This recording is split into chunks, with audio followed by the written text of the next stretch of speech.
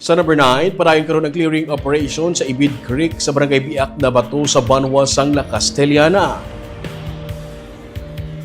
Ang heavy equipment sa probinsya ang ginagamit para amat-amat ahawanan ang creek galiwat na puno sa mga balas kag bato gikan sa naibabaw nga bahin dala sang pag-ulan. Hindi lamang equipment support ang ginhatag sa probinsya sa Castellana kundi pati fuel subsidy. Samtang gisiling naman ni punong barangay Joselito Martinez Jr. sang Biak na Bato nga tigayon na nila na relocate ang 48 ka mga pamilya gikan sa barangay. Ini silang nagubaan sa balay bangod sa Baguio Tino kay sakop man sa 4 km permanent danger zone sa Bulkan, Canlaon. Ini silang yara sa relocation site sa barangay proper.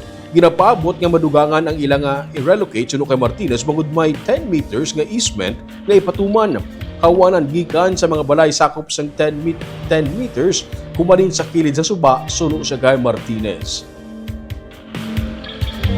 Ara sila sa barangay proper na isang barangay Biak na Bato. Pila ka family, sir? Mga 48 families na naman mga ito na plasta dira. So far may dugang pag inakay ang aton nga mga ara sa kilid siyang suba, mga 10 meters ang balay nila ginatinguan gid sang barangay, and then the local government ang Banwa sang Castellana nga ma-relocate sila kag safety sa ilang oras sa kagabion, oras nga may mga malain nga chimpo wala nga magapot sa ato. Mga pila na sila kabilog, sir? I think kung matapos na muna matutal og 70 siguro family.